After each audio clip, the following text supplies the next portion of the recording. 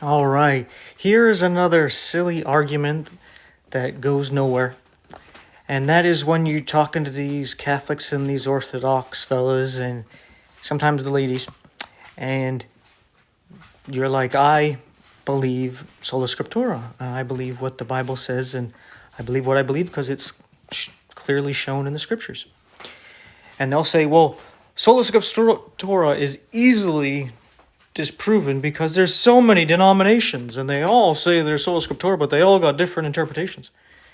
And it's like, that doesn't disprove sola scriptura. Like, what are you talking about?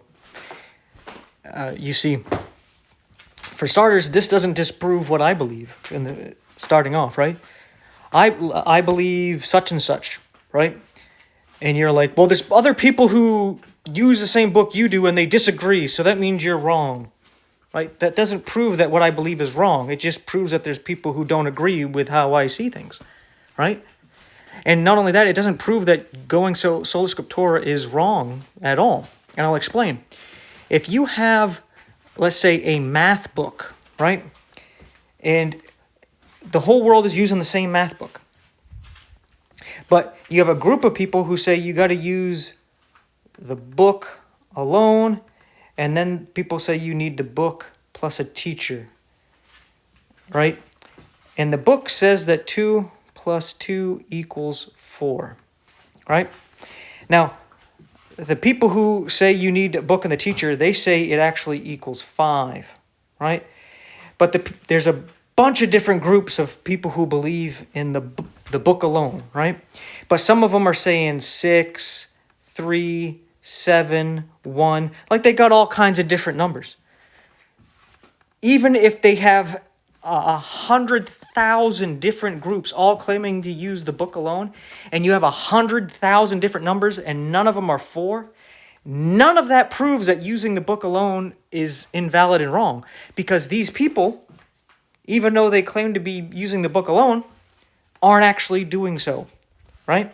So just because there's people who claim to be using the book alone doesn't mean they're actually doing so. For example, you have Calvinists who would say that they're sola scriptura. But if you don't agree with Calvin on everything, you're wrong, right? Well, that's not sola scriptura. That's sola scriptura plus Calvin's interpretation, right? Seventh-day Adventists would say they're sola scriptura. But you also need Ellen G. White and her writings to understand it. So Ellen G. White becomes their pope. And if you don't agree with Ellen G. White's interpretation, you're wrong, right? So it's Ellen G. White's interpretation plus the scriptures, right? That's not sola scriptura. In most denominations, they're sola scriptura plus their church and their church's interpretation. So they're, even though they say they're sola scriptura, they're really the book plus a special teacher, right? So most of the people that say they're sola scriptura are not, right? And just like with the math book, even if you had, for every person on the earth, there's like 8 billion people roughly, right? So even if you have 8 billion different numbers to 2 plus 2, right, and none of them are 4, doesn't prove using the Bible alone would bring you to the wrong conclusion. Because if you're truly using that math book alone and you were looking at it saying here, well, 2 plus 2, well, 4. It plainly says 4, right? And you can test that out. Put 2 fingers on your left hand, 2 fingers out on your right hand. You count them together, 1, 2, 3, 4. Boom, you get 4. You do it with rocks, apples, sticks, bananas, turds, snowballs, whatever you want to use. 2 plus 2 of anything, you're going to get 4, right? So following the math book would bring you to the correct answer. The problem isn't using the math book and using the math book alone. The problem is making claims that aren't true, lying, and not actually using the scriptures and the scriptures alone. So different denominations and having even more and more only proves that we have freedom and we're sinful, and a lot of us are just going to do what we want to do. But that freedom protects us, right? Because if we weren't allowed that freedom to even make a whole new denomination, if we so chose, then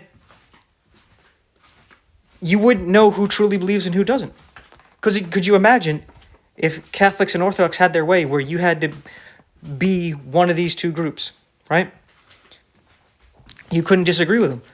Well, then you wouldn't know who the true Catholics are and the true Orthodox are, because most of your believers, at least half of them,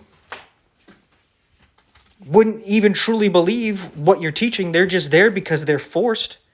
That doesn't make them true Catholics. That doesn't make them true Orthodox. That doesn't make them true Christians.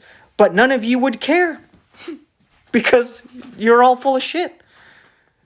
You don't care about freedom and love or any of that thing. You don't care about Jesus Christ and how he actually lived in his example and what he taught. You're just a bunch of idolatrous, church-worshipping Satanists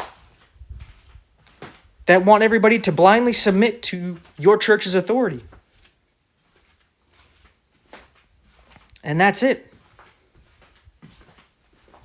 And this is just one of the, I guess, gazillion silly arguments they come up with.